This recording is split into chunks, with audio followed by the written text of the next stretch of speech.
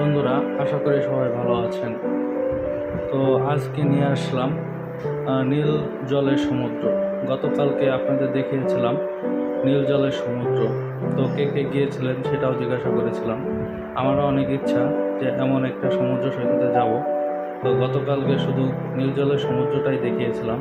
আজকে পাহাড় সহ নীল সমুদ্রের জল কেমন দেখা যায় সেটা নিয়েই আপনাদের মধ্যে হাজির হলাম। তো দেখুন বন্ধুরা, কতটা সুন্দর দেখা যায় নীল জলের সমুদ্র সৈকত। তো এটা দেখে আমার তো এখনই যেতে ইচ্ছে করছে। জানি না আপনাদের কেমন লাগছে। তবে এটা বাংলাদেশের মধ্যে হলে অবশ্যই যেতে হবে এবং আপনারাও হয়তো বা যেতে ইচ্ছুক হবেন। তো পরবর্তীতে নিয়ে আসবো যে এই সমুদ্রটা কোথায় গেলে আমরা দেখতে পারবো এবং উপভোগ করতে পারবো। একটা দ্বীপ, পাশে নীল জলের সমুদ্র। তো সবাই দেখতে থাকুন, ভালো থাকবেন।